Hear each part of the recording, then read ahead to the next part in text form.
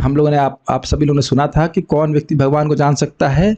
सवेद धातु पदवीं परस्या दुरंत वीर्यस्य रथांग पाणे यो मायया संततयानुवृत्त्या भजेत तत्पाद सरोज गंधम। तो सुत गोस्वामी जी बताए थे कि जो व्यक्ति निरंतर निष्कपट और अनुकूल भाव से कृष्ण का भजन करता है वह कृष्ण को समझ पाता है। उसको आप रिमोट से ऑन कर सकते हैं, टर्बो या दबा के ऐसे कुछ करिए। हाँ जी। तो अब वो इस प्रकार के हैं, कौन? जो शौनक आदि ऋषि हैं वो इस प्रकार के हैं, इस कारण से उनकी वह प्रशंसा कर रहा है। कुछ समझ रहे हैं लिंक? उन्हें कहा कि वही व्यक्ति जो भगवान को समझ सकता है, जो इस प्रकार से निष्कपट भाव से, निरंतर भाव से, अनुकूल भाव से भगवान का भजन करे। तो आप लोगों को भगवान के बारे में सुनने की इच्छा है और इस कारण से आप लोग महान हैं, ये बोल रहे हैं। समझ रहे हैं? भगवान को वही समझ सकता है जो अच्छा शुद्ध भक्त है। तो आप लोग इस प्रकार के भक्त हैं, इसलिए आप लोग बड़े धन्य हो, यह उनकी प्रशंसा कर रहा है। तो मेरे पीछे बोलिए, somebody can repeat after me. Shrimad Bhagavatam प्रथम स्कंद is working, kind of working. You have to take out the mic wire in pink color and put it in the slot. I don't know whether you can do all those things right now, so leave it for now. अथेह धन्या भगवंत इत्थम यद वासुदेवे अखिल लोकनाथे अखिल लोकनाथ कुर्वन्ति सर्वात्मकमात्म भावम् न यत्र भूयः परिवर्त उग्रः। You can try to chant it, something will come at least. See what is coming? हाँ, it's coming. अथेह धन्या भगवंत अथेह धन्या भगवंत इत्थम अथेह धन्या भगवंत इत्थम यद वासुदेवे अखिल लोकनाथे वासुदेवे अखिल लोकनाथे कुर्वन्ति सर्वात्मकमात्म भावम् कुर्वन्ति सर्वात्मकमात्म भावम् न यत्र भूयः परिवर्त उग्रः। भूयः परिवर्त उग्रः। आप देख सकते हैं श्रीमद् भागवतम के श्लोक केवल गाने में ही कितने सुंदर है। बोल अर्थ तो आप आगे है ही अच्छा, केवल बोलने और गाने में ही कितना अच्छा लग रहा है। अथेह धन्या भगवंत इत्थम अथेह धन्या भगवंत इत्थम यद वासुदेवे अखिल लोकनाथे वासुदेवे अखिल लोकनाथे कुर्वन्ति सर्वात्मकमात्म भावम् कुर्वन्ति सर्वात्मकमात्म भावम् न यत्र भूयः परिवर्त उग्रः। यत्र भूयः परिवर्त उग्रः। अथेह धन्या भगवन्त इत्थम् धन्या भगवन्त इत्थम् यद वासुदेवे अखिल लोकनाथे वासुदेवे अखिल लोकनाथे कुर्वन्ति सर्वात्मकमात्म भावम् सर्वात्मकमात्म भावम् न यत्र भूयः परिवर्त उग्रः। यत्र भूयः परिवर्त उग्रः। Please chant. अथेह धन्या भगवन्त इत्थम् अथेह धन्या भगवन्त इत्थम् यद् वासुदेवे अखिल लोकनाथे यद वासुदेवे अखिल लोकनाथे कुर्वन्ति सर्वात्मकमात्म भावम् कुर्वन्ति सर्वात्मकमात्म भावम् न यत्र भूयः परिवर्त उग्रः। न यत्र भूयः परिवर्त। ठीक है, शब्दार्थ देखिए। अथ इस प्रकार इह इस संसार में धन्यः सफल भगवन्तः पूर्ण रूप से ज्ञात इत्थम् ऐसा यद जो वासुदेवे भगवान के प्रति अखिल संपूर्ण क्षमा कीजिएगा, लोकनाथे लोकनाथे समस्त ब्रह्मांडों के स्वामी के प्रति समस्त ब्रह्मांडों के स्वामी के प्रति कुर्वन्ति कुर्वन्ति प्रेरित करते हैं, प्रेरित करते हैं, सर्वात्मकम सर्वात्मकम 100% 100% आत्मा आत्मा आत्मा आत्मा भावम भावम आह्लाद आह्लाद न कभी नहीं, कभी नहीं, यत्र यत्र जहाँ जहाँ भूयः यः फिर फिर परिवर्तः परिवर्तः पुनरावृत्ति पुनरावृत्ति उग्रः ग्रह भयानक। भयानक। अनुवाद, इस संसार में केवल ऐसी जिज्ञासाओं द्वारा ही मनुष्य सफल तथा पूर्णतः ज्ञात हो सकता है, क्योंकि ऐसी जिज्ञासाओं से अखिल ब्रह्मांडों के स्वामी भगवान के प्रति दिव्य आह्लादकारी प्रेम उत्पन्न होता है और जन्म मृत्यु की घोर पुनरावृत्ति से 100% प्रतिरक्षा की गारंटी प्राप्त होती है। अच्छा, संस्कृत देखिए। अथ इसलिए, अब इसलिए मतलब किस लिए? पिछले श्लोक में हमने क्या सीखा? निष्कपट, निरंतर और अनुकूल भाव से जो भगवान का भजन करता है वह भगवान को समझ पाता है। इसलिए मतलब जब भगवान के बारे में कोई इस प्रकार का प्रश्न करेगा तो वो समझ लेना चाहिए कि वो शुद्ध भक्त है, तभी वो इस प्रकार के प्रश्न करेगा कि भगवान को हम भजन कैसे कर सकें। तो समझ रहे हैं ना मेरी बात? तो कह रहे ऐसे जो आपने प्रश्न भगवान के विषय में किए हैं, जो 6 मूल प्रश्न प्रथम अध्याय में किए थे, ये दिखाता है कि आप भगवान के भक्त हैं, भगवान को जानने की इच्छा रखते हैं। तो इसलिए कह रहे अतः इह, इस जगत में धन्या, आप धन्य हैं। प्रश्न को ही कह सकते हैं सराहना कर रहे हैं, प्रश्न की सराहना कर रहे हैं। आपने इतने सुंदर प्रश्न किए हैं, क्यों? हम लोग सोचेंगे कि हाँ भाई हमने अवतारों कथा सुनी, कौन सी बड़ी बात करी, लेकिन आपने सुना था क्या? वेद गुह्यानि हृत पते, ये वेदों के लिए भी गुह्य कथा है। और वो कथा क्यों आई, उसका प्रयोजन क्या था? उन्होंने प्रश्न किया था, अवतार कथा शुभा, इस कारण से कथा आई। तो सुत गोस्वामी जी कह रहे हैं कि मैं बहुत प्रसन्न हूँ और आप लोग बहुत धन्य हैं कि इस प्रकार की आपकी कृष्ण कथा श्रवण करने की इच्छा है। समझ रहे? धन्य तो सब धन्य हो गए आप, सफल है। इत्थम, अब प्रभुपाद जी इत्थम शब्द की व्याख्या किस प्रकार से कर रहे हैं? इत्थम मतलब इस प्रकार के जो प्रश्न भगवान के बारे में, अब देखिए धन्यवाद में प्रभुपाद जी इस प्रकार से लिखे हैं, इस प्रकार के जो प्रश्न हैं जो भगवान के बारे में, इससे क्या होता है? यद, जिससे वासुदेव, भगवान वासुदेव जो अखिल लोकनाथ है, यानी कि अखिल ब्रह्मांडों के स्वामी हैं, उनमें कुर्वन्ति, उसमें हो जाता है सर्वात्मक आत्मभाव। सर्वात्मक मतलब पूरी तरह से, मन से, वाणी से, शरीर से, आत्मा से, बुद्धि से, हर प्रकार से आत्मभाव की कृष्ण मेरे स्वामी हैं, ये भाव हो जाता है।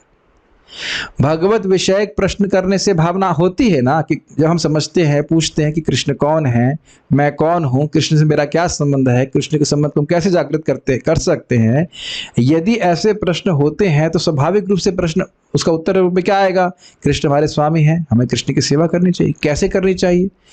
कुछ समझ रहे हैं बात? भगवान के प्रति भाव आएगा ना, तो सर्वात्मक आत्मभाव मतलब कृष्ण हमारे स्वामी हैं, हम उनके शाश्वत दास हैं, ये भाव जागृत होता है। और इससे क्या हो जाएगा? अगर वो पूछे कि भाई अगर भगवान के प्रति ऐसा भाव जागृत हो जाएगा कि मेरे स्वामी भगवान हैं, तो उससे क्या हो जाएगा? तो कहते हैं न यत्र भूयः परिवर्त उग्र। भूय मतलब फिर से पुनरावृत्ति, मतलब जन्म मृत्यु रूपी जन्म मृत्यु जरा व्याधि रूपी जो पुनरावृत्ति है, जिसमें जीव बार बार फंसा है, जो बहुत उग्र है, कष्ट भोगना पड़ता है जीव को, वह अब उसमें दोबारा नहीं फंसेगा। अब आपको लगेगा बहुत आसान सी बात है। आप देख रहे हैं केवल भगवत विषयक प्रश्नोत्तर से हमारे जन्म मृत्यु की श्रृंखला बंद हो जाएगी। पता नहीं आपको कैसा लगता है। अभी मैं क्लास के पहले आप देखा था करना में, तो हम लोग कुछ मैनेजमेंट डिस्कस कर रहे थे और मन उद्विग्न हो रहा था। आप सही बताओ, मैं ना तो वो प्रश्न आपसे करना चाहता था और ना मैं चाह रहा था उसको उत्तर भी दें। वो सामने पड़ गए तो मैं बोलने लगा था। आप देख रहे थे कि मैं उसको टाल रहा था। कथा के स्पेशली पहले मैनेजमेंट बिल्कुल डिस्कस नहीं करना चाह रहा था, क्योंकि वस्तुतः जब शास्त्र सुनते हैं तो लगता है ये चीज़ सही है और व्यवहार में लगता है ये चीज़ करना पड़ रहा है। आप महसूस कर रहे होंगे, शास्त्र की बात कुछ अलग है और व्यवहार में हमें कुछ और करना पड़ जाता है। ये जैसे जैसे कृष्ण कथा और कृष्ण स्मरण का टेस्ट हमारे हृदय में जागृत होगा, तब समझ में आएगा कि ऐसी जिज्ञासाएं जो भगवत विषयक नहीं है बहुत बोरिंग होती हैं। मेरी बात समझ पा रहे होंगे मैं क्या कह रहा हूं? नहीं समझ में आ रही बात? जो जिज्ञासाएं भगवत विषयक होती हैं वह मन में बड़ी प्रसन्नता लेके आती हैं, मन बड़ा चित्त सारी ग्लानि से दूर हो जाता है, एकदम स्पष्ट समझ में आता है। लेकिन जो जिज्ञासाएं भगवत विषयक नहीं होती वो निश्चित रूप से जीव को दुखी ही करके जाती हैं। कुछ मेरी बात समझ में आ रही है? जैसे आप सोचो, अभी आप सोचो जिन लोगों को जॉब नहीं मिला है वो सोच रहे होंगे ना जॉब कैसे मिले, तो क्या उससे आपको बहुत सुख मिलता है? मैं नहीं कह रहा हूं कि आप उस प्रश्न को कीजिए या ना कीजिए, लेकिन आप ये देख रहे हैं ना कि इस प्रकार के इस प्रश्न से व्यक्ति दुखी रहता है। किसी भी भौतिक वस्तु को प्राप्त करने की जिज्ञासा व्यक्ति को, जीव को ग्लानि में ही डालती है। क्या इसको मैं बोल रहा हूं या आप लोग समझ रहे हैं? घर कैसे बनेगा है कि नहीं, लोन कैसे चुकेगा, अभी मैं बोलना भी नहीं चाहता जिज्ञासाओं को, लेकिन जिज्ञासाओं को ले करके जीव दुखी हो रहा है, जबकि जीव का कोई संबंध ही नहीं जगत से, है ना? अगर ये मन में जिज्ञासा हो कि भागवत का श्लोक हमको समझ में नहीं आया, कैसे समझूंगा? कभी दुख होता है, कभी दुख नहीं होता है, कभी दुख नहीं होता है। जैसे कभी, हाँ, ये बात से पहले मैं आगे चले जाएं, वो बात छूट गई थी तो मैं समझा देना चाहता हूं कि आकाश प्रभु प्रश्न किए थे कि जो लोग, अगर वो एसी नहीं चल पा रहा है तो कम से कम इतनी हवा आने दीजिए, हवा ये चला जाए। हवा आ रही है, इसको भी थोड़ा सा खोल, चल रहा है, वो नहीं चल रहा है, हाँ तो उसमें भी ठीक है, चलेगा, कोई बात नहीं, गर्मी है, ठीक है। हरी, कोई बात नहीं, वो जिज्ञासा छोड़ दीजिए कि क्यों नहीं चल रहा है वो भी दुख देने वाली जिज्ञासा है कि क्यों नहीं चल रहा है, तो इसको कम कर दीजिए, फाइन रहते हैं। तो हम बात कर रहे थे कि अब श्लोक पे थोड़ा सा मनन कीजिए, क्या जो हम जिज्ञासा जगत में करते हैं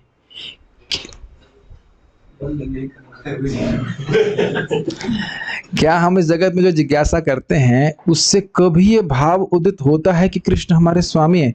इससे पहले आगे जाइए, इसी खाली विचार कीजिए, क्या हम लोग इस जगत में जो जिज्ञासा करते हैं उससे भाव उत्पन्न होगा कभी कि हम भगवान के सेवक हैं? देखो क्या होता है, श्लोक तो आप पढ़ के निकल जाओगे, हाँ समझ गया, लेकिन थोड़ा सा मनन की अभ्यास कराने का प्रयास करा रहा हूं। जितने भी प्रश्न हम इस जगत में या दुनिया भर में कर रहे हैं, और आपको याद हो प्रभुपाद जी प्रथम स्कंद के प्रथम अध्याय में बताए थे कि दूसरे अध्याय में बिना प्रश्नोत्तर के आप जीवन नहीं बिता सकते हो। सुबह से शाम तक जो प्रश्न उत्तर कर रहे हैं, क्या उससे हमारा संबंध भगवान से जागृत होगा? ये आप प्रश्न का उत्तर मुझे नहीं, खुद अपने आप को दीजिएगा। और वो सारे प्रश्नोत्तर हमारे जीवन में दुख का ही निर्माण करने वाले हैं, ये भी समझ लीजिएगा, अज्ञान का निर्माण करने वाले हैं। मुझे पता है ये हैवी लग रही होगी बात, लेकिन ये है इस प्रकार से। और मानव जीवन केवल भगवान के लिए संबंध में प्रश्नोत्तर करने के लिए है। तो कुछ रिफ्लेक्शंस हैं जो आपको इस क्लास से लेकर के जाने, सोचना है कि मैं जीवन भर किस संबंध में प्रश्नोत्तर करता रहता हूं। जीवन भर मतलब पूरा दिन एटलीस्ट, ठीक है। और हम यहाँ क्या फायदा सुन रहे हैं कि जो प्रश्नोत्तर भगवत संबंधी है उसके दो लाभ, एक आपके हृदय में आनंद देने वाली आह्लाद, और दूसरा जन्म मृत्यु के चक्र को रोकने वाला। अब तो और दुख हो जाएगा हमको कि अरे भगवान, जो प्रश्नोत्तर मैं कर रहा हूं उससे तो दुख निर्माण हो रहा है, और दूसरा मेरे दूसरा जन्म निर्माण हो रहा है कि नहीं? आप अभी देख रहे हैं ना श्लोक में दो प्रभाव देख रहे हैं भगवत संबंधी प्रश्नोत्तर का, एक सुख मिलता है और दूसरा जन्म मृत्यु के चक्र से मुक्ति मिलती है। और जगत की वस्तुओं में हम जब प्रश्नोत्तर करते हैं तो क्या होता है? दुख प्राप्त होता है और दोबारा जन्म का निर्माण कर रहे हैं। तो अब हमें सोच लेना चाहिए कि हमारे जीवन को हम किधर मोड़ने का प्रयास करेंगे। बहुत सुंदर श्लोक है, देखने में बहुत सिंपल लगता है लेकिन बहुत सुंदर है। ठीक है, शिला विजय ध्वज कृत पद रत्नावली। भागवत भी आपके जैसे ही होने चाहिए, इसलिए ये श्लोक कह रहे हैं। कहने का अर्थ है कि सूत गोस्वामी जी शौनक आदि ऋषियों की गुणगान कर रहे हैं कि आप लोग का बहुत कृष्ण कथा सुनने का बहुत आग्रह है। कुछ याद आ रहा है आपको श्लोक बहुत सुंदर वाला? वयम तु ना वितृप्यामा उत्तम श्लोक विक्रमे यशृण्वताम रस ज्ञानाम साधु साधु पदे पदे। अरे अन्य लोग तृप्त हो सकते हैं, लेकिन वयम तु ना वितृप्यामा, श्लोक याद आ रहा है आपको? हम तृप्त नहीं हो रहे हैं। वयम तो ना वितृप्यामा उत्तम श्लोक विक्रम। किससे नहीं तृप्त हो रहे? उत्तम श्लोक के, भगवान कृष्ण के गुणगान से तृप्त नहीं हो रहे। ठीक, क्यों नहीं हो रहे? तो कहते हैं यत शुण्वताम, जिसको सुनने वाले होते हैं, जो सुनने की इच्छा रखते हैं, रसज्ञा नाम, और रस को जानते हैं कृष्ण का था कि, तो स्वादु स्वादु पदे पदे, वह तो हर पद पे उसका आस्वादन करते हैं। याद आ रहा है आपको सब बातें? उन्होंने अपना, हाँ, प्रथम अध्याय में बता रहे, तो इससे बड़ा अपना आग्रह प्रस्तुत किए कृष्ण कथा का श्रवण करने के लिए। तो कह रहे हैं भागवत भी आपके जैसे होनी चाहिए, यानी कृष्ण कथा श्रवण करने की इच्छा है तो उसको कह रहे हैं आप धन्य हैं। भगवंत शब्द की व्याख्या कर रहे हैं, भगवंत अर्थात पूज्य या भाग्यवान, क्योंकि जहां भगवान में आत्म भाव है, अर्थात स्वामी भृत्य भाव क्रियमाण है, क्रियमाण है मतलब चला हो रहा है, असभाव है, वहां पुनः क्रूर जन्म मृत्यु रूपी संसार नहीं होता है। जिस व्यक्ति को समझ में आ गया कि मैं भगवान का दास हूं, ये हमेशा ऐसी भावना में रहेगा, तो भगवान की भक्ति ही करेगा कि नहीं? फिर भगवान के पास क्यों नहीं चला जाएगा? जरा बताइए। आत्मभाव समझ रहे? अभी हमारा आत्मभाव कहाँ पे है? देह में, और देह से संबंधित लोगों में या वस्तुओं में। ये सब बातें भाषा समझ में आती है। मैं ये देह हूं और देह से संबंधित वस्तुएं मेरी हैं, वह व्यक्ति मेरे हैं और उनके लिए मैं सेवा करूंगा, अपनी एनर्जी उसमें लगा रहे हैं। लेकिन ये आत्मभाव आने लग जाए कि कृष्ण मेरे स्वामी हैं, मैं उनका सेवक हूं, तो फिर अब दोबारा जन्म व्यक्ति को नहीं लेना पड़ेगा। कितना बहुत ही सुंदर है। ऐसा ही व्यक्ति भाग्यवान है। आपको याद आ रहा है हम लोग ने महाप्रभु के मुख से क्या सुना था? कृष्ण कथा सुने तुम्हें बड़ो भाग्यवान। सुना है आपने? चैतन्य चरितामृत में पढ़े थे ना? प्रद्युम्न मिश्र को बोले कि तुम्हारी कृष्ण कथा सुनने की स्पृहा हो रही है, तुम बहुत भाग्यवान हो। जिसका जो समझेगा कि कृष्ण मेरे स्वामी हैं, तभी तो उनके सुनने की इच्छा होगी। जो व्यक्ति मानता रहेगा कि भगवान एक भौतिक व्यक्ति हैं, हमारे तुम्हारे जैसे हैं, वो भगवान के सुनने बारे में श्रवण करने का क्या आग्रह रखेगा? बताइए। क्या ऐसे लोग नहीं घूमते रहते हैं? बहुत घूमते रहते हैं। अभी भक्त बता रहे थे कि प्रायः सारे ब्राह्मण जो उनसे वो मिले आज तक, वो यही बोलते हैं कि विष्णु ब्रह्मा और शिव बराबर हैं, वस्तुतः अंततो गत्वा सब कुछ निराकार है। तो ऐसा व्यक्ति फिर कहाँ कृष्ण की भक्ति कर पाएगा? समझ रहे हैं? तो यहाँ कह रहे हैं कि इस प्रकार का आत्मभाव है कि कृष्ण मेरे स्वामी हैं, कृष्ण की मैं सेवा करूं, तो ये भाव जहाँ पे क्रियामाण है, क्रियामाण समझ रहे हैं, जो एक्टिव है, अगर ये भाव है तो फिर वह दोबारा जन्म नहीं ले सकेगा। तो आप लोग बहुत धन्य हो कि आपका इस प्रकार का भाव भगवान श्री कृष्ण के प्रति है। आप भगवान को बहुत मानते हो। ये बात अखिल लोकनाथ अंतर्यामी भगवान वासुदेव में उक्त प्रकार का, प्राकार नहीं होना चाहिए, प्रकार का आपका आत्मभाव है। इस कारण से, ऐसी चेतना से युक्त होने के कारण आप निरपेक्ष गुणपूर्ण हैं, अर्थात कृतकृत्य है। मतलब आप बहुत अच्छी बात है, बहुत अच्छी बात है, आपके कोई दोष नहीं, आपके हृदय में नहीं है। आप धन्य हो। धन्य तो समझते ही होंगे आप। हरि बोल। अब क्या हो गया उसको? हरे कृष्णा। हाँ, आवाज ठीक है? आवाज चेक कीजिए, कुछ प्रॉब्लम नहीं लग रहा। आज सारी घटनाएं आज ही आने वाली। धन्य धन्य हो रहे हैं। हरि हरि हरे कृष्णा। अभी this mixer is having some problem. अब आप बताइए, कितना अद्भुत है। कल मैं चैतन्य भागवत पढ़ रहा था और वहाँ महाप्रभु काजी को डांटने के लिए जाते हैं, और हरि हरि हरे कृष्णा, एनीवेज, काजी को डांटने के लिए जाते हैं और रास्ते में खोला बेचा श्रीधर का घर आ जाता है, और बाहर उसमें एक लोहे का उनका पात्र पड़ा रहता है, जो उसमें लिखा है कि किसी अगर कबाड़ी को भी देता नहीं, कोई चोर भी चुरा के नहीं लेके जाता उसको। टूटा हुआ डेंट लगा हुआ लोहे का डब्बा था, और उससे महाप्रभु जाकर के पानी पी लेते हैं और फिर कहते हैं कि मैं धन्य हो गया।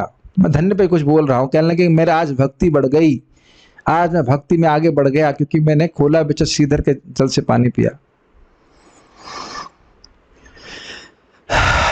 तो ये आप देख सकते हैं कि जिसके पास भक्ति है, वाकई में वही वस्तु, वही व्यक्ति धन्य है। महाराज बहुत सुंदर बोल रहे थे, गुरु महाराज, कि एक वैष्णव, सच्चा वैष्णव भक्ति प्राप्त करके इतना सुखी होता है, वो उसकी कृपा सभी के ऊपर होती है, चाहे वो गरीब हो और चाहे वह है अमीर हो, क्योंकि जान रहा है कि बिना भगवत भक्ति के सभी लोग धन्य बिल्कुल भी नहीं है, कृतकृत्य नहीं। कृतकृत्य समझ रहे हैं? सारे कर्म हो चुके हैं, अब और कुछ कर्म करने की अपेक्षा बिल्कुल नहीं है। भाई कोई व्यक्ति कार्य करता है, सोचता है कि हमारे अंदर ये कमी है तो उसको पूरा करने कार्य करके, यही तो कार्य समझ रहे हैं ना, करता है। तो कहते हैं नहीं, अब आपकी कृष्ण कथा श्रवण करने की इच्छा है, आप कृत्य हो गए। कुछ समझ में आ रहा है क्या कह रहा हूं? कह रहे हैं कि आप सूत गोस्वामी पाद कह रहे हैं कि आप लोग बहुत अच्छे हैं। क्यों बहुत अच्छे हैं? क्योंकि आपके भगवान में सर्वात्मक भाव है, ये भाव उत्पन्न हो गया है कि कृष्ण मेरे स्वामी हैं। इसीलिए इसीलिए तो आप कृष्ण कथा सुनने के लिए इतने उत्सुक है, ग्रहण कर पा रहे हैं। अब आपको और किसी गुण की आवश्यकता नहीं, बस ये गुण ही आपका पूर्ण कर दे रहा है आपको। क्लियर समझ में आए? इस प्रकार के भाव से पुनः जन्म की आवृत्ति नहीं होती। किस भाव से? कृष्ण मेरे स्वामी हैं और मुझे कृष्ण की सेवा करनी है। ये बात समझ में आ गई तो अब दोबारा जन्म लेने की कोई जरूरत नहीं है। इहा यस्य हरेर्दास्य कर्मणा मनसा गिरा निखिलासु अपि अवस्थासु जीवन मुक्त स उच्यते। जो केवल इच्छा भी कर रहा है कि मन से, वचन से, कर्म से मैं कृष्ण की सेवा करूं, तो इस जगत में रहते हुए भी व्यक्ति वो मुक्त है, जीवन मुक्त है। और स्वाभाविक सी बात है, जीवन मुक्त है तो मरने के बाद मुक्ति तो स्वाभाविक सी बात है, उसकी कोई कठिन बात नहीं है। तो सर्वात्मक भाव पे ये बात बोल रहे हैं। सारार्थ दर्शन टीका।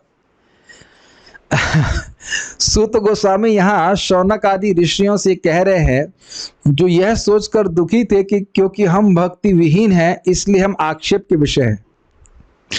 समझ रहे हैं बात? जो व्यक्ति वाकई डिवोटी है, पहले क्या बोल चुके हैं? वयम तु न वितृप्यामा। तो समझ रहे हैं कि भगवान का भक्त नहीं होगा तो भगवान की कथा से कभी तृप्त ना हो, ऐसा कैसे हो सकता है, जरा बताइए। लेकिन आप जानते हो कि जो व्यक्ति जितना अच्छा भक्त होता है उसको यही लगता है कि हम तो भक्त है ही नहीं। अब बड़ा कोई है, प्लीज बहुत ध्यानपूर्वक सुनिए। पिछले श्लोक में क्या सुना था?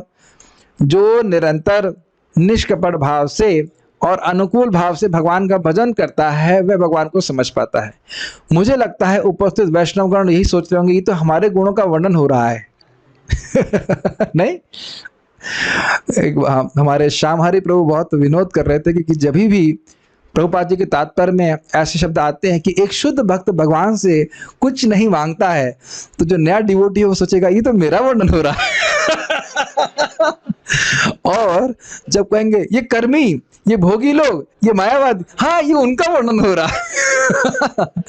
लेकिन आप देख सकते हैं कि यहाँ पे चक्रवर्ती पाद जान रहे हैं कि शुद्ध भक्तों की मानसिकता क्या होती है। शुद्ध शौनक आदि ऋषि सोचेंगे, अरे हमारा तो निष्कपट भाव है नहीं, हमारा तो निरंतर भजन है नहीं, हमारा तो अनुकूल भजन नहीं है, तो ऐसा नहीं है, ऐसा है नहीं। वो दैन्यतावश ऐसे सोच रहे थे। तो इसलिए सूत गोस्वामी जी उनको उनका अभिवादन कह सकते हैं, अभिवादन करते हुए, अभिवादन कहेंगे, क्या कहेंगे, हाँ अनुमोदन कर लीजिए, ग्लोरिफिकेशन कह रहे, गुणगान करते हुए कह रहे कि नहीं, आप आक्षेप के विषय नहीं हो, आप लोग बहुत अच्छे डिवोटी हो, भक्त हो। इतना ही टीका दी है श्री गिरधरलाल कृत बाल प्रबोधिनी। इस प्रकार प्रसंग को कहकर भक्ति मार्ग में प्रवृत्त ऋषियों का अभिनंदन शब्द, अभिनंदन इस श्लोक में कर रहे हैं। भक्ति में प्रवृत्त हैं जो शौनक आदि ऋषि हैं, वो उनका अभिनंदन कर रहे हैं। क्योंकि भक्त ही भागवत तत्व को जानते हैं, या भगवत होना चाहिए, भगवत तत्व को जानते हैं, इसलिए भगवंतः अर्थात आप लोग सर्वज्ञ हैं। ये समझ में कुछ आया? देखिए भगवंता शब्द मतलब जैसे सब कुछ ज्ञात है, प्रभुपाद अनुवाद किए ना, सब कुछ ज्ञात है। तो भगवान को भक्त ही जान सकता है। भक्त्या माम अभिजानाति यावान यश्चास्मि तत्वतः, ये तो आपने श्रवण किया था। तो कह रहे हैं कि भगवंता शब्द से ये सूचित होता है कि आप सब कुछ जानने वाले हो। क्या जानने वाले हो? भगवान को जानने वाले हो। क्यों जानने वाले हो? क्योंकि आप भगवान के भक्त हैं। तो ये भगवंता शब्द की व्याख्या कर रहे हैं। अब देख रहे हैं कि शब्द की अलग अलग एंगल से देख करके आप उसका आस्वादन कर रहे हैं। भगवंता शब्द का अर्थ है उत्पत्तिम प्रलयम चैव भूता, सॉरी भगवंता नहीं, भगवतः। भगवतः शब्द का अर्थ है उत्पत्तिम प्रलयम चैव भूतानाम गतिम गतिम वेत्ति विद्याम अविद्याम च सवाच्यो भगवानिति। अर्थात जो जीवों की सृष्टि और प्रलय, गति व अगति, विद्या और अविद्या को जानता है, उसको भगवान कहते हैं। कुछ समझ में आ रहा है? जीवों की सृष्टि कैसे हो रही है, कैसे वो तिरोहित हो रहा है, उनका शरीर कैसे नष्ट हो रहा है, मरने के बाद वो कहाँ जा रहे हैं, कहाँ से आए थे, हम तो नहीं जानते ना। हम तो एक अनुमान करते हैं भाई कि हाँ भाई भक्ति किया है तो भगवान के पास ये कम से कम उस रूट पे कहीं आगे बढ़ा होगा, जो भक्ति नहीं किया होगा वो निम्न लोकों में गया होगा, एक अंदाज करते हैं। ये तो नहीं पता रहता है कौन व्यक्ति कहाँ गया। काफ़ी इंटरेस्टिंग है इसीलिए बात, काफ़ी इंटरेस्टिंग है ना। जिस जिस व्यक्ति के लिए आप अभी आसक्त हैं कि भाई इसके लिए ये कर्म करना है, इसके लिए वो कर्म करना है, इसको ये बना के देना, करिए कोई दिक्कत नहीं, लेकिन जब वो गायब हो जाएगा तो पता भी नहीं चलेगा कि गया कहाँ है कि नहीं। मान लो मैं अभी शरीर छोड़ दूं तो आप लोग हवा भी नहीं लगा पाओगे ना मैं कहाँ गया। आप कहाँ से लगा लोगे? गोलोक जाएंगे आप, गोलोक के टिकट के क्या कहते हैं, टीटी हैं गोलोक के, बता कि गोलोक की जाएंगे। ये बात आप लोग अभी मनन करेंगे ना तो बहुत विरक्ति हो जाएगी। विरक्ति से इन द सेंस कि कम से कम कोई परिवार वाला बोलेगा कि भक्ति नहीं करोगे या नहीं करो, क्या है आज, हरी हरी हरी हरी। आवाज खराब हो रहा है क्या उसमें?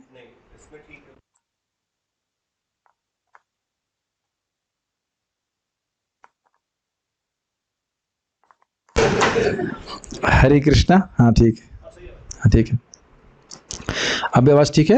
हाँ जी। आज बड़ी दिक्कत आ रही, क्या बात है। तो भगवान को भगवान इस प्रकार से जानते हैं और ऐसे व्यक्ति को भगवान कहते हैं। तो इनको जानने वाला व्यक्ति भगवंता शब्द कहा जाएगा। तो इस वाक्य से भगवंता शब्द का अर्थ हुआ सर्वज्ञ, मतलब जो भगवान को समझ रहे हैं उनकी बात है।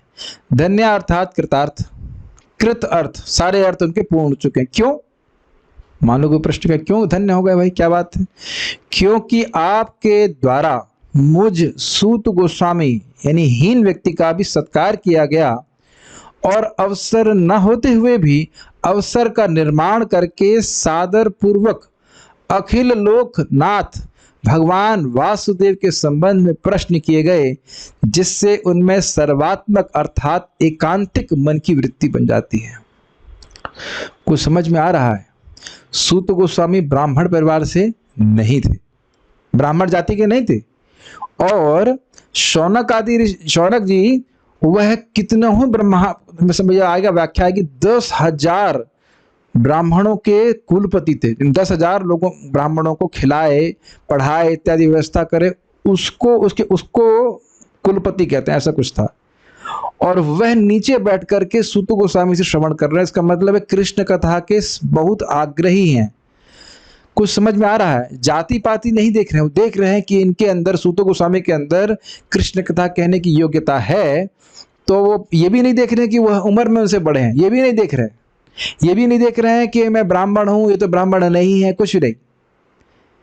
कृष्ण भक्ति में, कृष्ण कथा में यह उनका सहज अटूट विश्वास दिखा रहा है। ये कुछ समझ में आ रहा है आपको? इसलिए कह रहे हैं धन्य। अच्छा, अब ये क्यों कह रहे हैं अवसर ना होते हुए भी? ये बहुत गंभीर बात है, सब लोग सुन ही रहे हैं, प्रथम अध्याय से समझते हैं इस बात को। अवसर क्या था? यज्ञ करने का। 1000 साल का यज्ञ करने के लिए बैठे थे ना, उस यज्ञ को रोक करके कृष्ण कथा का अवसर निकाल करके कृष्ण कथा सुनने के लिए बैठे हैं। कुछ समझ रहे हैं बात? कुछ बड़ा आयोजन चल रहा है, सत्र चल रहा है, आसीन दीर्घ सत्रेणा कथायाम सक्षणा हरे। तो कह रहे, वहां पर बोल भी रहे हैं कि हम लोग अब बहुत समय लेकर के आपकी कथा सुनना चाहते हैं। याद नहीं आ रहा है कुछ? यज्ञ चल रहा था, यज्ञ को प्रातः होता अग्नि को आहुति दे करके अब सारे यज्ञ इत्यादि बंद करके वह कृष्ण कथा सुन रहे हैं। सुने हैं ना प्रथम स्कंद में, प्रथम अध्याय में? तो दिखा रहा है कि कृष्ण कथा के प्रति उनकी सहज अटूट गहरी श्रद्धा है, इसलिए कृतार्थ है। आपको याद होगा मैंने कई बार श्लोक कोट किया है, तावत कर्मा निकुर्विता न निर्विद्य यावतः मत कथा श्रवणाद वा श्रद्धा यावन न जायते। तभी तक व्यक्ति को वैदिक कर्म करने चाहिए जब तक उससे वह निर्वेद ना हो जाए, बोर हो जाए, क्या है ये, नहीं करना है, और भगवान की कथा में श्रद्धा ना हो जाए। अगर भगवान की कथा में श्रद्धा हो गई तो अब उससे और कोई कर्म करने की आवश्यकता नहीं है, वो कृतकृत्य हो गया। समझ रहे? कृतकृत्य, धन्य हो गया। ये भी बहुत अच्छी चीज है। अब बस हम ये कर रहे हैं, हम इसके अलावा और कुछ करने की जरूरत नहीं है। ये व्यक्ति के हृदय में श्रद्धा है तो उसके हृदय की शुद्धिकरण की अवस्था सूचित होती है। हृदय शुद्ध है इसलिए ऐसा विश्वास है कि भागवत पढ़ रहे हैं, बहुत अच्छी बात है, भागवत श्रवण कर रहे हैं, बहुत अच्छी बात है, इससे श्रेष्ठ अब कुछ और है नहीं। और अगर ऐसी श्रद्धा नहीं है, इसका मतलब है कि हृदय अशुद्ध है। आज ही महाराज से मैं श्रवण कर रहा था, कह रहे थे श्रीमद् भागवतम का श्रवण करना सबसे सर्वश्रेष्ठ कार्य है इंसान के लिए। जब परीक्षित महाराज शरीर छोड़ने का समय हुआ तो बहुत लोग बोले दान करो, ये करो, वो करो। तो सुखदेव गोस्वामी जी कहे नहीं, आप मैं श्रीमद् भागवत बोल रहा हूं, आप श्रीमद् भागवतम का श्रवण कीजिए। तो ऐसी श्रद्धा सबकी है क्या जगत में? नहीं। फिर से श्लोक याद कर लीजिए, पुण्येर विना तुम श्रवण इच्छा न उत्पद्यते इति अर्थ। याद आ रहा है श्रीधर स्वामी जी की टीका कि पुण्य के बिना, बहुत पुण्य इकट्ठे होते हैं तब सुनने की इच्छा आती है। सुनने का कार्य तो आगे छोड़ दीजिए, आप जो सुन रहा है और रुचि से वो तो आगे छोड़ दीजिए, सुनने की इच्छा ही नहीं होती, लोग नहीं होती ना। तो ये समझ रहे हैं कि इनको धन्य क्यों कह रहे हैं, कृतार्थ क्यों कह रहे हैं? कि कृष्ण कथा में उनकी बड़ी विशेष रुचि है, इसलिए बड़े सादर पूर्वक अवसर निकाल करके भगवान वासुदेव में प्रश्न किए हैं। और आप एक चीज देखते हैं कि जब किसी वस्तु के संबंध में प्रश्न होता है तो मति वहां पे बार बार जाती है। अगर ऐसा नहीं है तो आप एक्सपेरिमेंट कर सकते हो, किसी को बोल देना 5,000 रुपए के नोट चुरा ले आपके। चलिए वो 5,000 रुपए का नोट तो ज्यादा होता है, वो नोट तो आता भी नहीं है, खाली मोबाइल चुरा ले। नहीं, ये तो हम श्रवण भी नहीं करना चाहते हो। अगर मोबाइल चुरा ले तो फिर मति कहां जाती है? बीट बैग चुरा ले तो शायद उतना नहीं हो, लेकिन वैसे बीट बैग अगर आप दीक्षित हैं तो बहुत टेंशन हो जाती है। मुझे याद है एक बार एक भक्त का नाम नहीं रखूंगा मैं, वो बाथरूम गए, बाथरूम के बाहर मैं माला टांगी और पता नहीं मुझे लगा कि आज ये गड़बड़ करेंगे। जब मैं वॉशरूम यूज करने लगा ये गड़बड़ करेंगे। वो इतने मस्त थे कि अपना बीट भी टांगे, बीट बैग भी टांगे और मेरा बीट बैग भी टांग करके तुलसी आरती में खड़े हुए। और मैं परेशान कि कहाँ मेरा बीट बैग, कहाँ मेरा बीट बैग। फिर मुझे लगा ये लीला तो यही भक्त कर सकते हैं। उधर के जानते हैं हमारे बिहारी, नहीं आओ ठीक है। हाँ, और देखिए फिर कितना देखो तो ना हमारे गुरु महाराज की दिव्य माला कहाँ गई कहाँ गई। तो जहां प्रश्न होता है व्यक्ति सोचता है ना कि कहाँ, वही मति जाती है ना बार बार। तो कह रहे हैं कि भगवान के बारे में आपने प्रश्न किया तो मति कहाँ जाएगी? भगवान में जाएगी। सर्वात्मक रूप से, एकांतिक रूप से, एकांत समझ रहे और कहीं नहीं जा रही, केवल भगवान में ही मति जाएगी। तो फिर इसका प्रभाव क्या होगा? दोबारा जन्म नहीं लेंगे हम, सीधी सीधी बात। तो ऐसी मानसिक वृत्ति से कैसे कृतार्थ हो जाएंगे? इनका शैली बहुत अच्छी है ना, एक के बाद एक प्रश्न उठाते हैं। भाई आप कह रहे हो कि ठीक है हम प्रश्न कर रहे हैं भगवान के बारे में, तो भगवान में मति जाएगी, तो इससे कृतार्थ कैसे हो जाएंगे? यदि यह प्रश्न हो तो कहते हैं यत्र, ऐसे भाव के होने से उग्र अर्थात भयंकर जन्म मरण आदि की आवृत्ति में देह के पतन के बाद दोबारा नहीं आना पड़ता। इसीलिए आप वो देखो, प्रभुपाद जी कहते हैं भगवद गीता का सबसे महत्वपूर्ण श्लोक क्या है? मनमाना तो है ही, जन्म च कर्म च में दिव्यम एवं यो वेति तत्वतः त्यक्त्वा देहं पुनर्जन्म नैति मामेति सोऽर्जुन।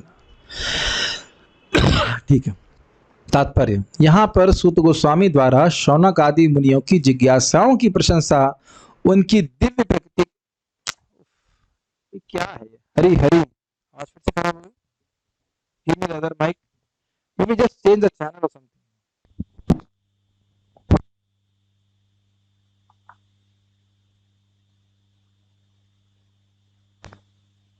हरी हरी आवाज आ हरी हरी बोल। दिस इज वेरी ऑन करके आप ऑफ कर काम कीजिए।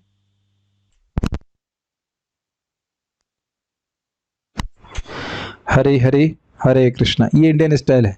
कुछ भी ऑफ करके ऑन, एक काम करते, at least we can use this mic, this will at least provide us some kind of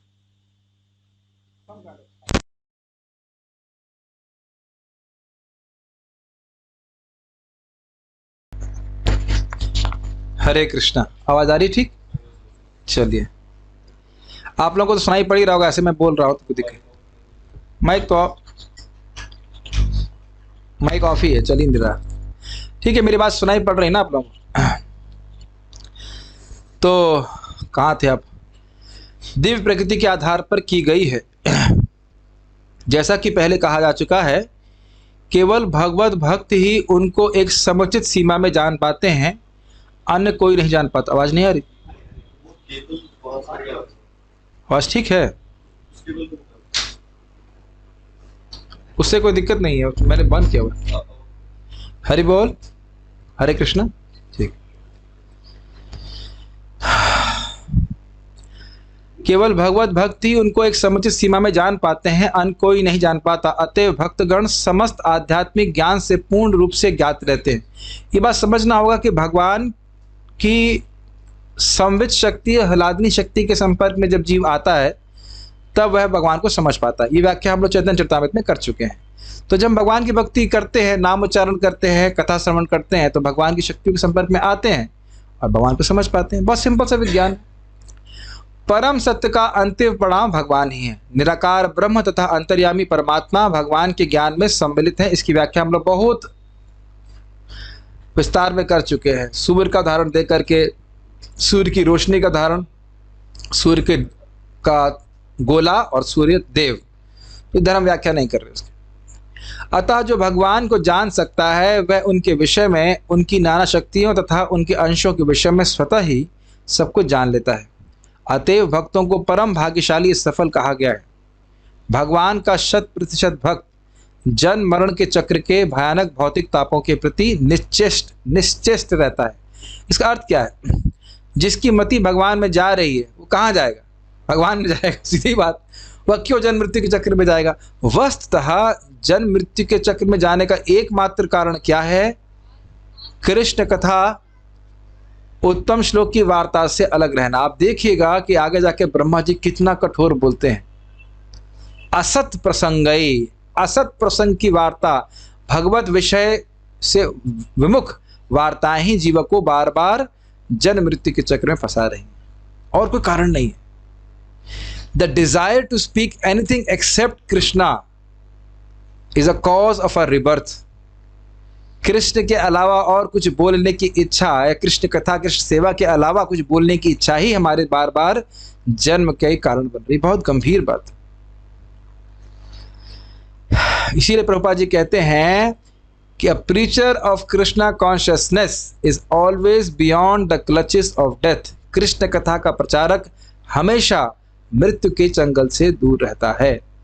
इसीलिए कह रहे हैं कि वह भौतिक तापों के बारे में चिंता नहीं करता। और यहाँ पे भी देखेंगे भौतिक ताप, कम से कम जब हरि कथा होती है तो मन में थोड़ी शांति आ जाती है।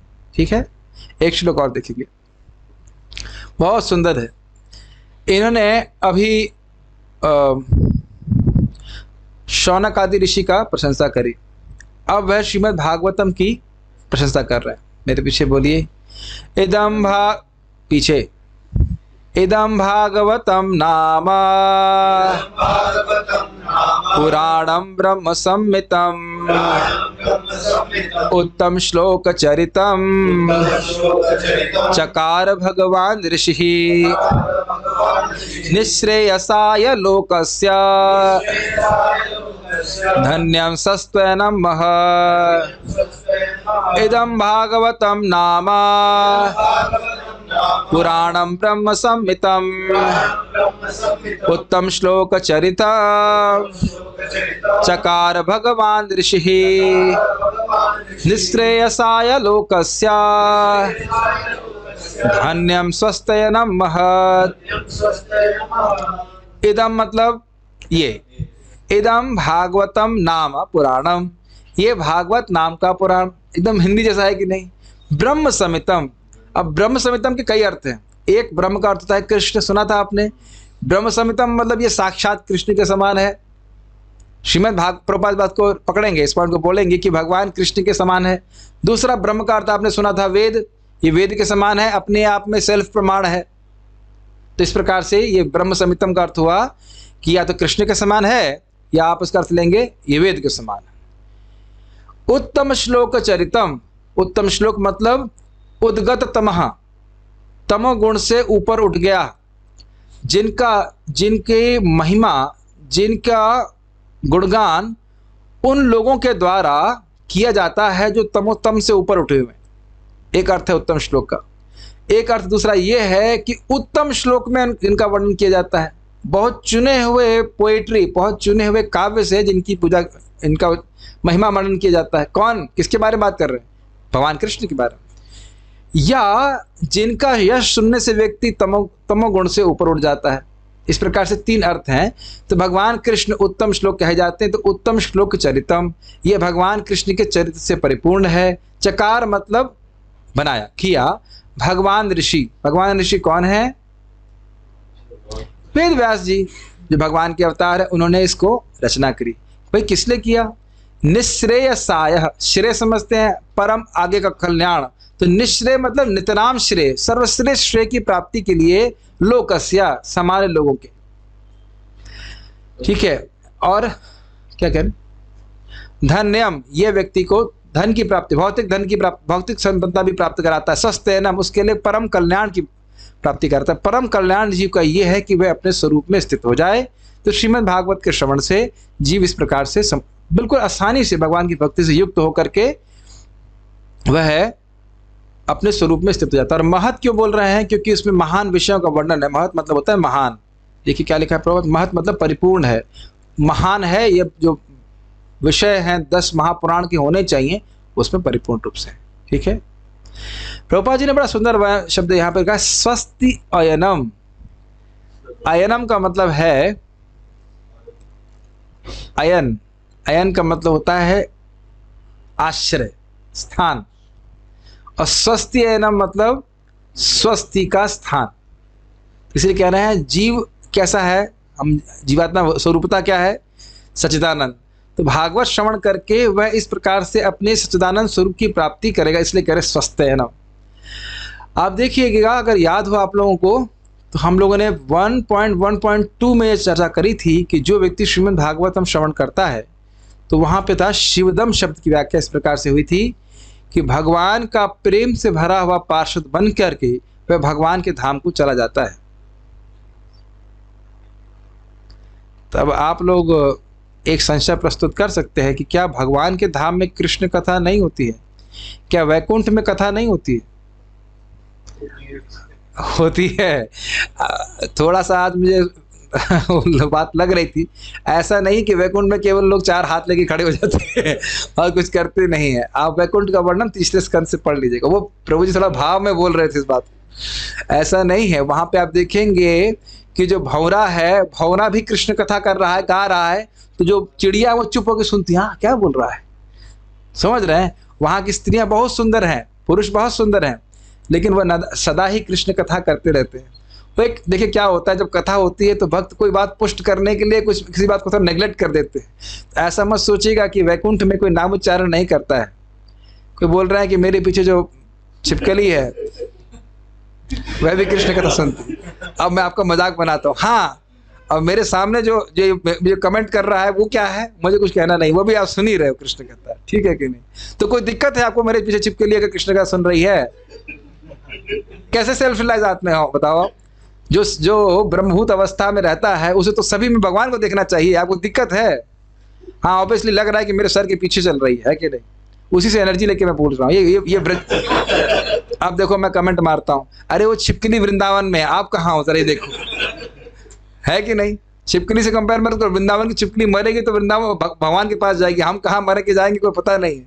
इसको ऑर्डिनरी मत मानिए, लेकिन इसको हटा देंगे तो अच्छा लगेगा। थोड़ा हट जाओ, दिक्कत हो रही है।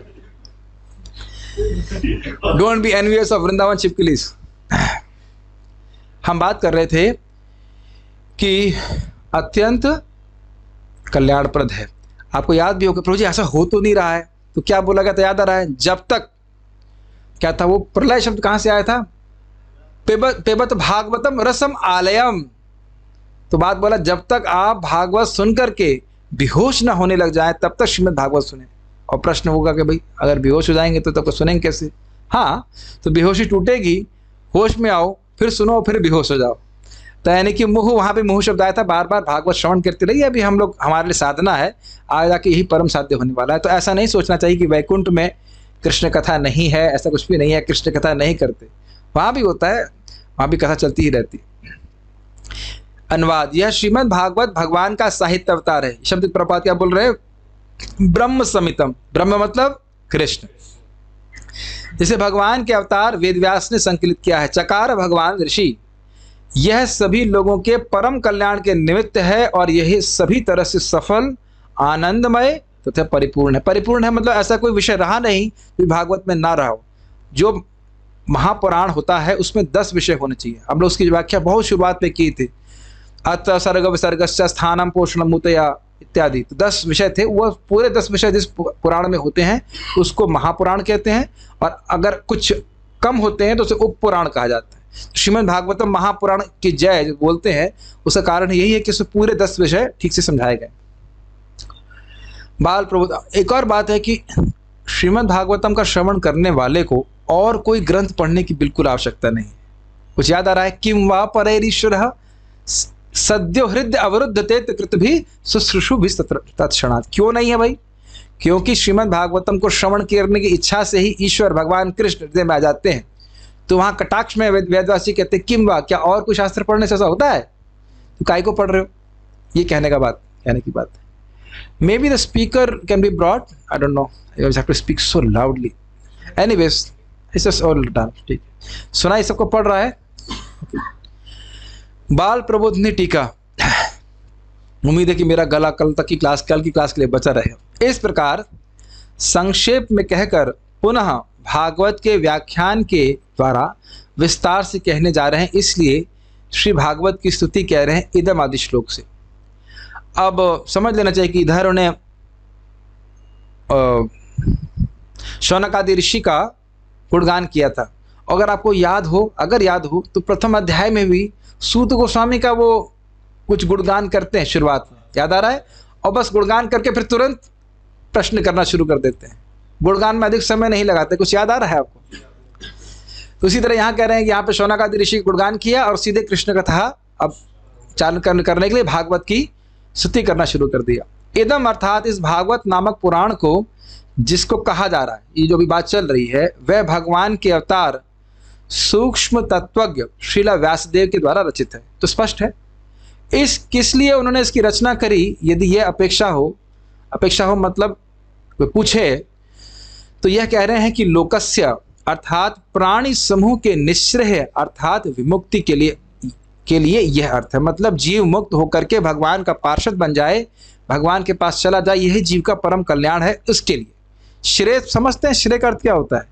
श्रेय मतलब भविष्य में जो आपके लिए कुछ अच्छा हो। हर व्यक्ति सोचता है ना कि मैं ये आज कर रहा हूँ, आगे जाके इससे मेरा ही अच्छा होगा, लेकिन परम श्रेय के बारे में नहीं सोच पाता। श्रेय सब समझते हो। एक बात ध्यान रखनी होगी, श्रेय के बारे में हम लोगों ने निर्धारित किया था कि इसको प्राप्त कर, पहली बात तो यह किसी और के अंतर्गत ना आए, और दूसरा इसको प्राप्त करने के बाद अब और कोई वस्तु प्राप्त करना बाकी ना रहे। ये बात थी। तो कह रहे परम कल्याण के लिए भगवत प्रेम प्रदान करने के लिए जीवों को इस श्लोक ये भागवत लिखी गई। तो अब मान लो कोई पूछे कि भाई इससे कैसे श्रेय हो जाएगा? ऐसे प्रश्न करते हैं। भागवत के द्वारा लोगों का कल्याण कैसे हो जाएगा? क्या कारण है कि भागवत श्रवण करने से लोग भगवान के पास चले जाएंगे? तो इसका हेतु क्या है? मान लो कोई कह रहे, तो कह रहे हैं कि उत्तम आदि मतलब उत्तम श्लोक इत्यादि बोल रहे हैं। उत्तम श्लोकस्य अर्थात जिनका चरित्र अविद्या निवर्तक है, अतएव इसके द्वारा सम्यक रूप से भगवान की प्राप्ति हो जाती है। सम्यक मतलब अच्छे प्रकार से। अविद्या का अर्थ समझे थे? अविद्या के 2 भाग होते हैं, एक होता है आवरणात्मिका, दूसरा होता है प्रक्षेपात्मिका या विक्षेपात्मिका। तो जीव के स्वरूप को अविद्या ढकी हुई है, कुछ समझ रहे हैं इन बातों को, और उसको भुलाई हुई है, और साथ साथ यह अभिनिवेश की हुई है कि वह शरीर है। आयुष प्रभु ऐसे देख रहे हैं जैसे लग रहा है मैं कुछ नई बात बोल रहा हूं। हम ऐसे अंडरस्टैंडिंग ठीक। तो अब क्या होगा भगवान का वचन सुनने से? तो कह रहे उत्तम श्लोक से यह सूचित होता है कि जिनका यश श्रवण करने से व्यक्ति इस अविद्या से मुक्त हो जाता है। कुछ इजी इसलिए बोल रहे हैं उत्तम श्लोक। उत्तम श्लोक से यह सूचित होता है कि जीव का ये कल्याण करने वाली है। पता नहीं, मुझे संदेह हो रहा है कि कुछ क्लियर समझ में आ रहा है कि क्यों भागवत से कल्याण हो रहा है। क्योंकि भगवान के नाम है, भगवान का यश है जो जीव की अविद्या को नाश करने वाला है। या यह अर्थ होगा कि क्या अन्य काव्यवत इसको प्रमाण की आवश्यकता है? यदि यह आशंका हो तो कहते हैं कि नहीं, यह ब्रह्म अर्थात वेद तुल्य है। देखिए, ब्रह्म ब्रह्म समितम शब्द की व्याख्या दो प्रकार से कर रहे हैं। एक तो कह रहे हैं कि भाई कृष्ण का अवतार ही है, इसमें भगवान का श्लोक, उत्तम श्लोक भगवान के चरित्र है, ये परम कल्याण करने के लिए एक। और मान लो कोई व्यक्ति कहे कि क्या अन्य कोई कविता लिखी दी जाए, तो प्रश्न कोई व्यक्ति करेगा भाई कविता तो लिखी है लेकिन इसका आधार क्या है ना। कोई व्यक्ति कविता लिख दे भगवान के बारे में या कुछ भी लिखता है तो आप कहेंगे ना ये सत्य है कि झूठ है, ये अपने मन से लिख दिया है। Yes no? तो कह रहे हैं कि तो इसलिए मान लो कोई आशंका करे भाई कविता तो बड़ी अच्छी लिखी है, श्लोक तो बड़े अच्छे लिखे हैं, लेकिन प्रमाण क्या है? तो कहते हैं प्रमाण स्वयं श्रीमद् भागवतम है, क्योंकि ब्रह्म संहिता। समझ रहे हैं? ब्रह्म संहिता मतलब ब्रह्म यानी वेद के समान है। वेद जैसे स्वतः प्रमाण है, ऐसे भागवत स्वतः प्रमाण है। कंफ्यूज हो रहे हैं या समझ में? अब मान लो कहे कि भाई हो सकता है कि स्वतः प्रमाण हो, लेकिन धर्म भी तो कुछ करना है, कुछ धन भी तो कमाना है, कुछ हमको भौतिक संपदा भी तो चाहिए। वैसे तो देखिए ये सब करने के लिए भागवत कोई पढ़ता नहीं है, भागवत पढ़ता है बना चाहिए भगवान का प्रेम प्राप्त करने के लिए। लेकिन जैसे मैंने बताया था ना, आम का पेड़ उगाते हैं फल के लिए, लेकिन छाया अपने आप मिलती है, तो इसलिए कह रहे हैं तब हो सकता है कि ये धर्म आदि का हेतु ना हो, धर्म करने के लिए हमें कुछ और करना पड़े। श्रेय प्राप्ति के लिए भागवत है मैं मान रहा हूं, लेकिन धर्म करने के लिए शायद कुछ और करना पड़े। यदि ये आशंका हो तो कहते हैं कि धन्यम अर्थात धन की प्राप्ति कराने वाला है। किसी को धन चाहिए तो भागवत पढ़ेगा तो धन भी प्राप्त हो जाएगा। यद्यपि भागवत को धन के लिए नहीं पढ़ना चाहिए, लेकिन अपने आप मिलता है। स्वस्थ एनम अर्थात ये धर्म काम आदि मंगलकारी ये अर्थ है, मतलब जो चाहिए सब प्राप्त कर हो जाएगा। और महत अर्थात इसमें सर्ग आदि 10 प्रकार के विषयों के निरूपण है, इस कारण से ये महापुराण है, ये अर्थ है। प्रभुपाद जी ने अनुवाद किया गया था परिपूर्ण है, याद आ रहा है? परिपूर्ण मतलब जो 10 विषय हैं उनमें से एक विषय भी छोड़ा नहीं गया भागवत में। इसीलिए प्रभुपाद जी कहते हैं कि व्यक्ति श्रीमद् भागवतम का अध्ययन करता है वो सब कुछ समझ जाएगा। एक एक शब्द का अर्थ समझ पा रहे हैं? धन्यम स्वस्थनम महत इत्यादि। ठीक, तात्पर्य प्रभुपाद जी का। भगवान श्री चैतन्य महाप्रभु ने घोषित किया है कि श्रीमद् भागवत समस्त वैदिक ज्ञान तथा इतिहास की निर्मल वाणी है। श्रीमद् भागवतम प्रमाणमलम प्रेमापुमार्थो महान श्री चैतन्य महाप्रभु मतमिदम तत्रादरः नापर। ये महाप्रभु का मत है कि श्रीमद् भागवतम अमल प्रमाण है, अमल पुराण। इसमें कोई कर्म ज्ञान ऐसी मीमांसा नहीं करी गई, शुद्ध भक्ति का ही वर्णन किया गया। आवाज तो स्पष्ट आ रही है जो इसमें भगवान के संसर्ग में रहने वाले कतिपय महान भक्तों के चुने हुए चरित्र दिए गए हैं। अब देखिए श्रील प्रभुपाद जी कितना अच्छी व्याख्या कर रहे हैं। कह रहे हैं उत्तम श्लोक चरितम का एक अर्थ तो यह है कि भगवान कृष्ण का वर्णन तो है, लेकिन साथ साथ भगवान के चरित्र के अगर आप बात कर रहे हैं तो भगवान के भक्तों के चरित्र को कैसे अलग कर देंगे बताइए? आप देखो 7वें स्कंद में किसका वर्णन अधिक है, नरसिंह देव जी की प्रहलाद महाराज का? हर बार नरसिंह लीला सुनेंगे लेकिन सुनते हैं प्रहलाद महाराज के चरित्र। एंड में आते हैं नरसिंह देव और उसके बाद वो फाइनल एक्शन सीन कर देते हैं। उस पूरी मूवी तो प्रहलाद महाराज ही चलती है ना? एंड में आते हैं नरसिंह देव। अगर आप कहो कि भाई हमको नरसिंह देव की लीला सुनाइए लेकिन प्रहलाद के बारे में बिल्कुल नहीं बोलना, ऐसा हो सकता है क्या? बिल्कुल नहीं हो सकता। तो प्रहलाद महाराज के बारे में अधिक चर्चा है, नरसिंह देव जी एंड में आते गेस्ट होता ना, गेस्ट रोल में आए, मारा खत्म किया चले गए जी। प्रहलाद महाराज की स्तुतियां हैं। भगवान तो बहुत कम बोल रहे हैं, सारा रोल तो प्रहलाद महाराज का ही है कि नहीं?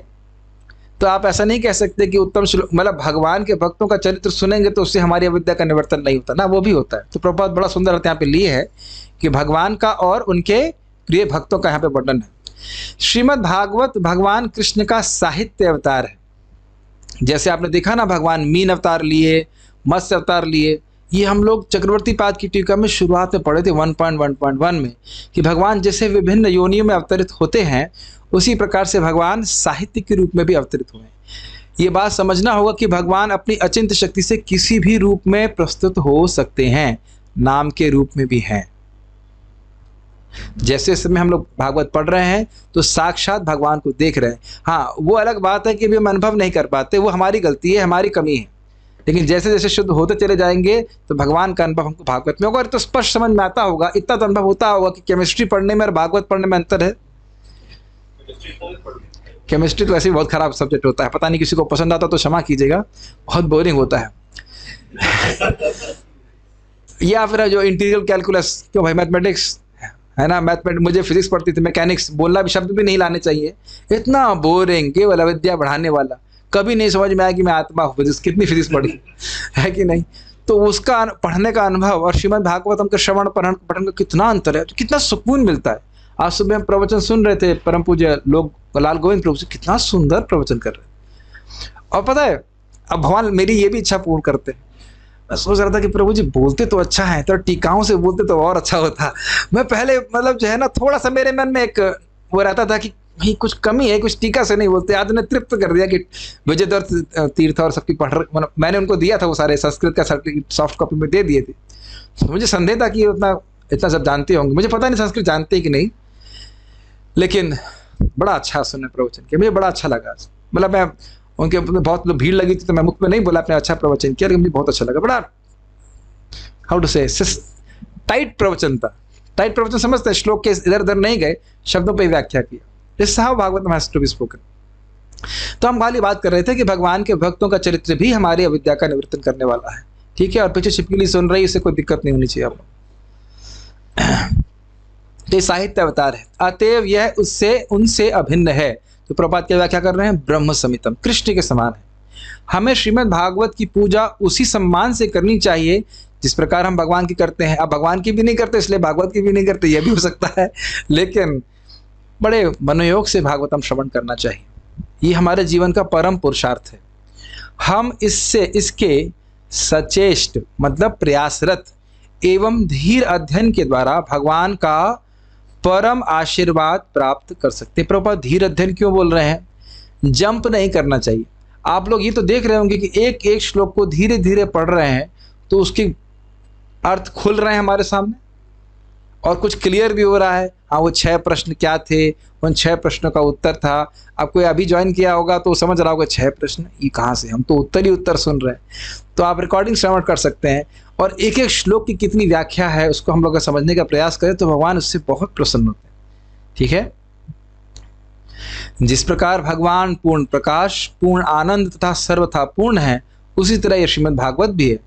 हमें श्रीमद् भागवत का पाठ करने से परब्रह्म श्री कृष्ण का सारा दिव्य प्रकाश प्राप्त हो सकता है, बशर्ते कि हम इसे पारदर्शी गुरु के माध्यम से ग्रहण करें। ये कुछ समझ में आ रहा है?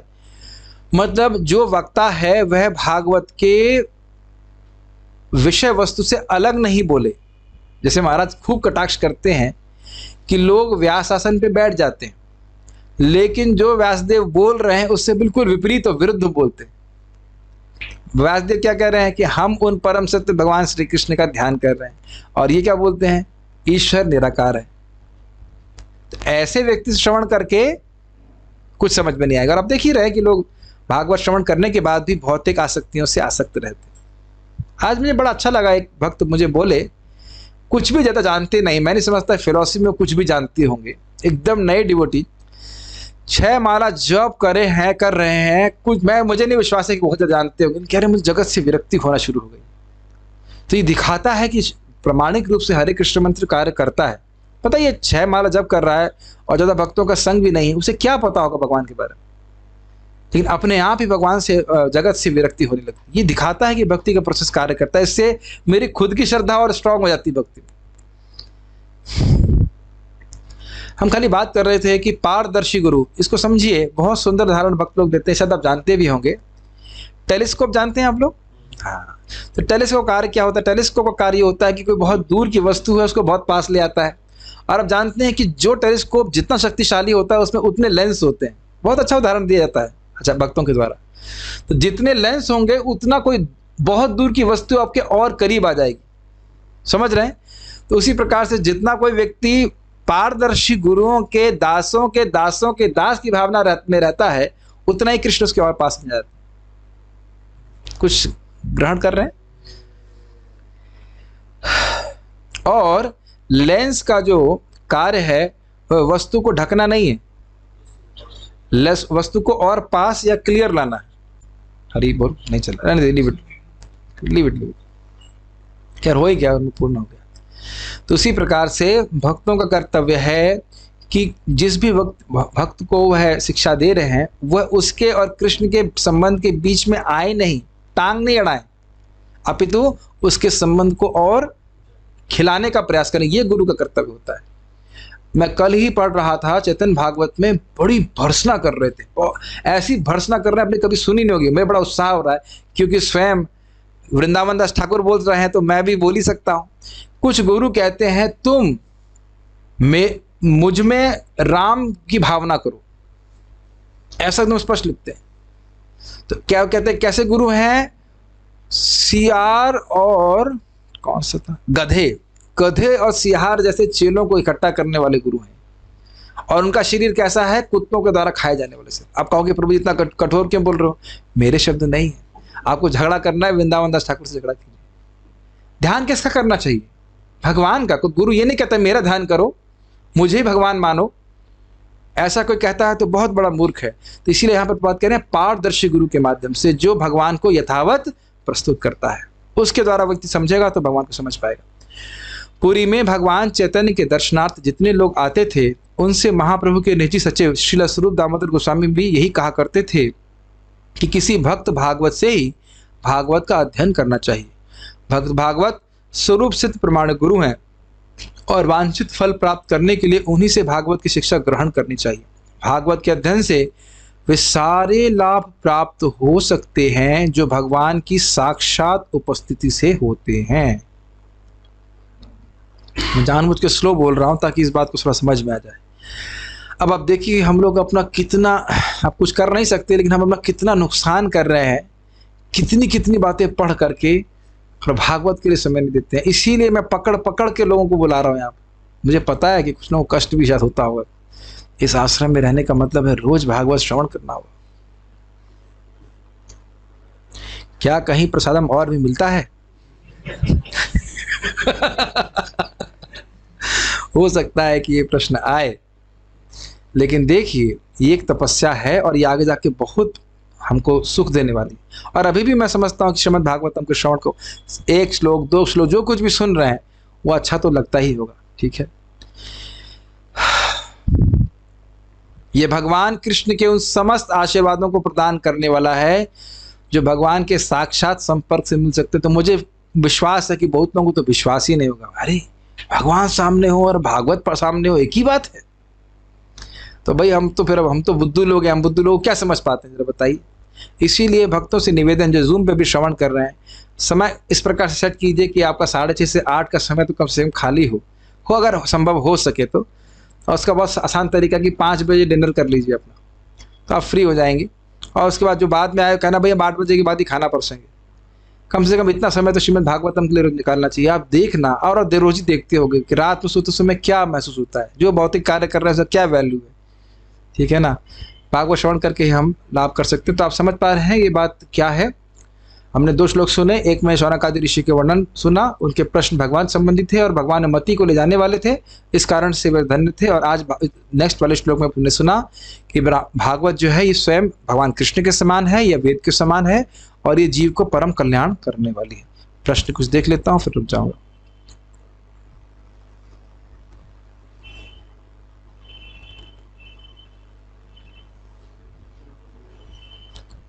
कोई प्रश्न नहीं ना?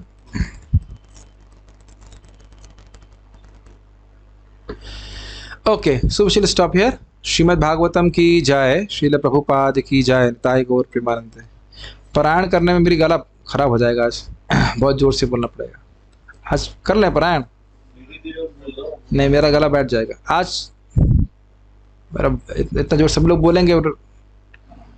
अगर 1 मिनट होल्ड करिए, ठीक है, करते हैं पारायण। 1 मिनट रुकिए, इसको स्टार्ट कर, ऑन कर दीजिए। हरी हरी कर रहे हैं पारायण, 1 मिनट रुकिए।